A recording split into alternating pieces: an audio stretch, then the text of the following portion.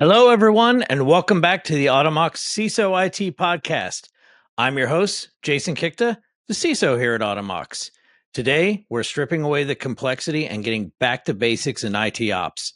In a world of ever-evolving threats and technologies, it's easy to lose sight of the foundational principles that truly secure and optimize our environments. So let's dive into three core topics that are absolutely essential to IT operations. Play my jam.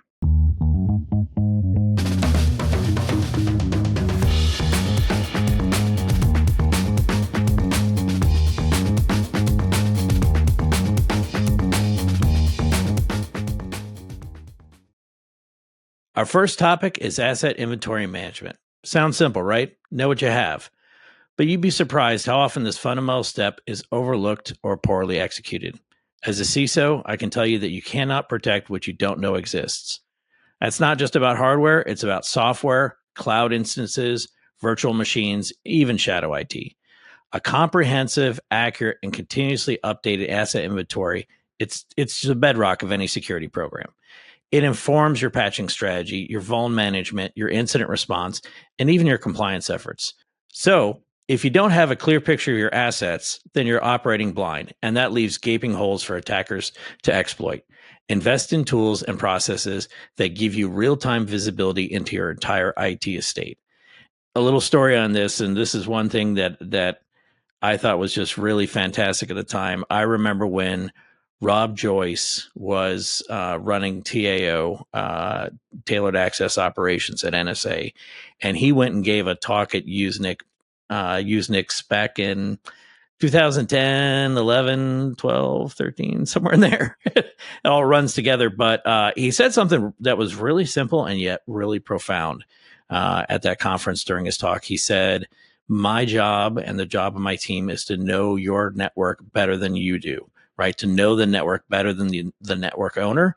And I think that surprised a lot of people at the time. It's pretty obvious in retrospect, but at the time, that was deeply profound because people had an impression that attackers only learned what they needed to in order to get the attack done. But what they didn't realize is that the really top tier cyber actors took the time to learn every aspect of the network that they could and then leveraged it to their advantage. And that was, I think, a bit of a sea change in thinking around these topics.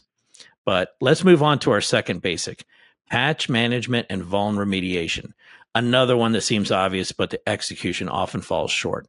Unpatched systems are low-hanging fruit for attackers. Most successful breaches leverage known vulnerability for which patches have been available for weeks, months, even years, right? So back to basic here means having a robust, automated, and prioritized patch management program.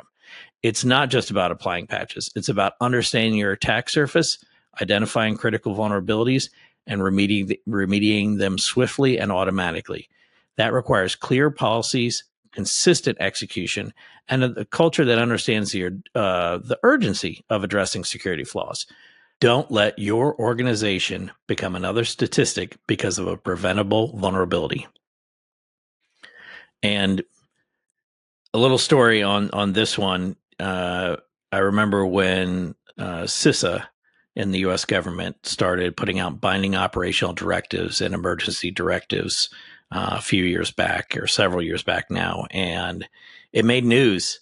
And DoD had actually started doing something similar before that. But, I think CISA needed some additional authorities to be able to give it to the civilian agencies in the U.S. government. But the reason those things came about is because we had so many breaches in the federal government, across the federal government, where, vulnerabilities that had a different year at the beginning, sometimes several years ago or a few years ago, kept getting leverage for intrusions into federal spaces, into federal networks. And it just became to the point where it was obviously completely unacceptable, but it became so extreme that, basically the discretion of most network owners was taken away, especially on high threat vulnerabilities, and it got pushed up to these centralized places to make the call for them. So,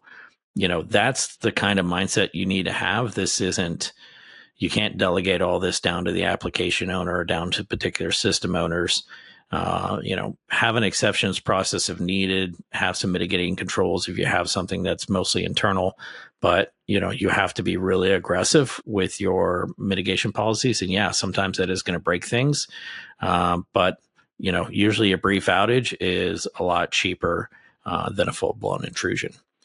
And that brings us to our third basic, perhaps the most critical in a lot of ways when you're talking about cloud infrastructure, and it's identity and access management. Who has access to what and why?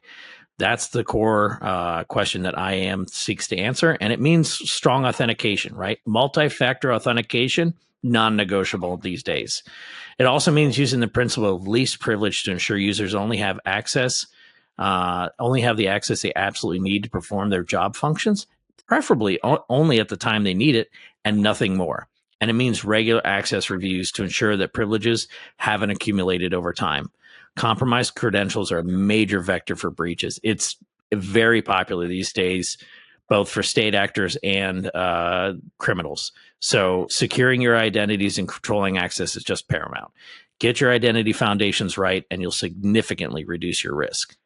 And again, I think about this not just from the security perspective, but from the IT safety perspective. I remember we had a few instances when I was young and starting out in IT management where we had an over-provisioned user who was able to delete the shared drive for the entire organization because we gave them too many privileges and they thought they were deleting something that they owned, deleting their copy of it.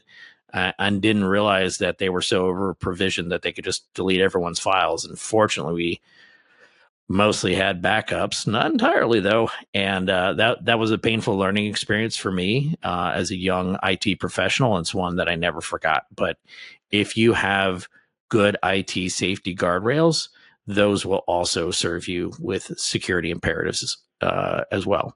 So, don't underestimate the value.